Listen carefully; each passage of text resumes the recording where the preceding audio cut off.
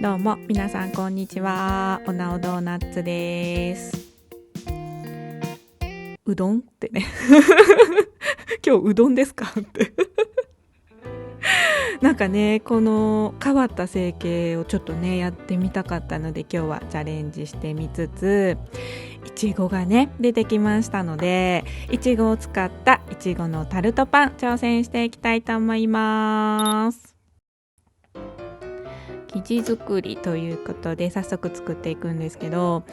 ちょっとね最近ドイツの YouTuber さんにハマっていまして、その方の作り方を参考にやってみたいと思います。この生地にね卵白だけ入れて貼ってね、でその黄身は後で使うから置いといて、卵白だけ入れた生地で今日はやってみました。そしたらね、なんかねいつもよりなんかふわふわしてできたんやけどでも多分ね卵白がどうとかじゃないような気もするねなんかさもうさ、なんていうの、不安定やから、私の実力がなんかたまにふわふわにできたりカッチカチになったりとかねすんねんけど、とりあえず今日はなんかねちょっといい感じにできました。でこれをどんぐらいでしょう、このピンクの今見えてるシートの一番大きい円のところぐらいまで伸ばしていきます。で私最近また面白いSNS のさ記事見つけたんやけど、なんかね結構人気のあるというか、インフルエンサーといいますかね、なんかフォローされてる方がたくさんいる方がつぶやいてはってんけど、ホームベーカリーで作ったパン、焼いたパンは手作りではありませんと。ただホームベーカリーでこねて最後自分で焼けば手作りですみたいな感じのことを言ってはって、どうでもいいっていうかちょっと見てこの画面めっちゃツルツルするやんこのオーブンシートの上で広げればよかったんやけど、とにかくねこのオーブンシートの上にこの生地を今持っていきたいという状態ですね。はい、で続きなんですけどね、そういうことをおっしゃっていて、どっちでもいいねんけどね、まずさホームベーカリーの気持ちになってみてって思って、私ホームベーカリーって昔全部家で簡単に全自動でパンが焼けるっていうので開発されたわけでさ、それをみんなはすごいと思って買ったわけやん最初はさ。それがさなんか今になってさ、最後まで焼いたら手作りじゃないとか言われてさいやホームベーカリーの気持ちにもなったってと思ってごめん、もうそんだけやね、ごめんなさいね、もうここまで来ましたね成形していきましょう。でね、この周りを切っていきまして、冒頭ちょっとありましたように編んでいくっていう感じなんですよね。で大きさはもうなんか自分のやりたいようにやっていいのかなって思いました。で見てたらね、周りのその編んだところが大きくなりすぎたらちょっとねなんかボリュームのある感じになっちゃうなと思ったから、程よいバランスで、さっきお皿置いて丸書きましたけど、程よいバランスでちょっとできたらいいなと思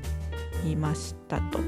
でこうやって1個ごとに交互に、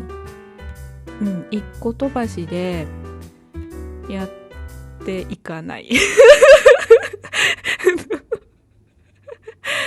またね始まりましたね。最初がねわからないんですよね。多分ね一個飛ばしで編んでいくっていうのは伝わりますよね。一個飛ばし一個飛ばしで編んでいけばいいねんけど、このね3本目がわからない。なんかこれなんかね3本目がとにかくわからないちょっと一旦ね動画見てきました。はい、ちょっと確認してきました。先生の見て、そしたらね先生のね3本目が映ってなかったなんか先生この編んでからリズムに乗り始めてからしか映ってなくて、なんやろね、多分ね合ってんねん、これで合ってんねん多分。いったらいいねんけど、ちょっと一回戻すと一回戻しましょうと。やっぱりなんかね、なんていうの、こうするやん。なんかこうした時になんかすごい団子みたいになってるみたいに感じちゃったから、これ多分絶対違うねんけど、一回ちょっと中に入れると多分ね絶対入れんでよかったと思うねんけど一回中に入れますと。ですね。でもうここまで来たらちょっと合ってるか分からへんかったけど、もう始めてみようということで1個飛ばし1個飛ばしで、そうですね、クロスしていくといいですね。でこうなってしまえばね、もうあとは編んでいくだけっていう感じですね。じゃあやっていきましょう。やっぱりこの編み物あるあるっていうんですかね、この最初がわからんっていうね。最後はなんかもう正直ちょっとごまかしてもいけるみたいなとこあるけど、最初の編み始めがわからんみたいなね。でこうやってリズムに乗ってきたらまあいいでしょうということで、ボリュームとかどうですか？そんなに悪くないかな。でもこれ膨らむもんね、周りがね。今ちょうどいい感じなんやけど、ちょっとどうなるかっていう感じですが、できましたということで、どうですかね。ちょっと編み始めの違和感はありますけど、よしとしましょう。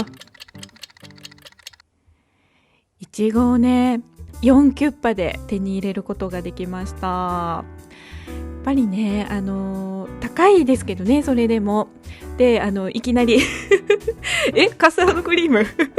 聞いてませんけどみたいなそう今日カスタードクリームをね実は作っていました。でさっき言った卵白は生地に入れて、この黄身の方だけ使ったカスタードクリームを今日は作っておきました。先生はねカスタードクリームは今日引いてなかったんですよね。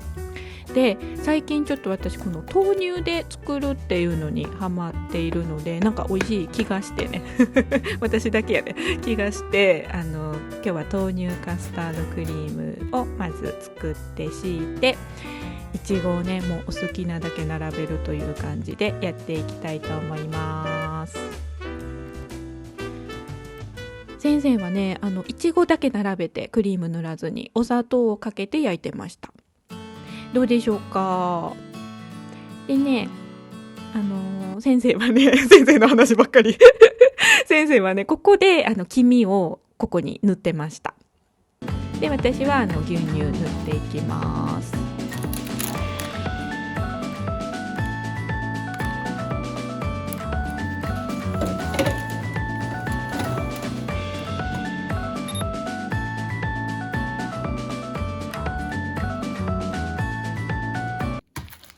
違うんかいって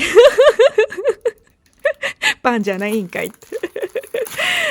そうなんですよ。上に今日はツヤツヤっとしたナパージュっていうんですか、ああいう感じに今日はねしてみたいなと思って、先生がね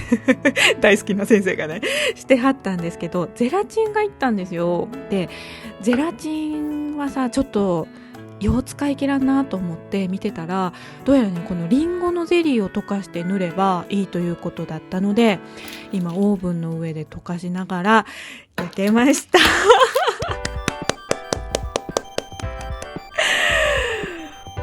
かわいい、できました。突然できましたけど、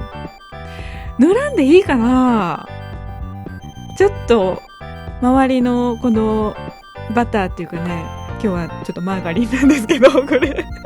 ちょっと周りは塗りますけど、これをねいちごのとこに塗ろうかなって思ったんですけど、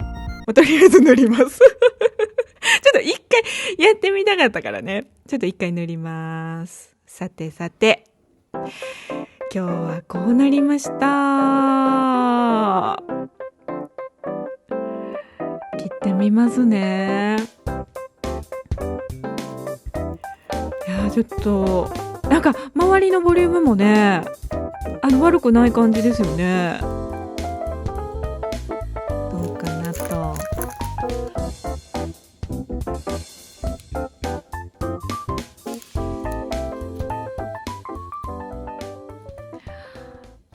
美味しそうね。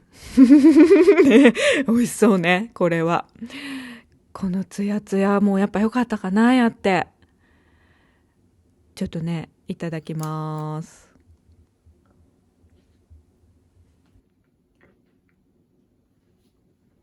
これは間違いなく美味しいですね。この火の入ったちょっと柔らかいいちご、ちょっとジャムっぽくなったいちごも美味しいし、最後のねリンゴゼリーのナパージュは何の邪魔もやっぱしてこないね。なんかリンゴ味が一番色も味も邪魔してこないっていうことだったんでやってみましたが、確かに邪魔してこないけど、なくてもよかったかなっていう気はします。別にあってもなくてもいいかなっていう感じで、何よりもね、なんかこの周りのパン生地のところが、私こうやって編み込んだらなんか硬くなっちゃうのかなって思ってたけど、なんかね全然そんなことなかったですね。なんかめっちゃ美味しくできました。でまあね、別にホームベーカリーだろうが手作り手ごね、まあね、どんな巻きで焼こうがオーブンで焼こうがまあ何でもいいんちゃうっていうことで本日も、おなおゆるゆるクッキングいかがでしたでしょうか。この辺で失礼したいと思います。また見てね。バイバーイ。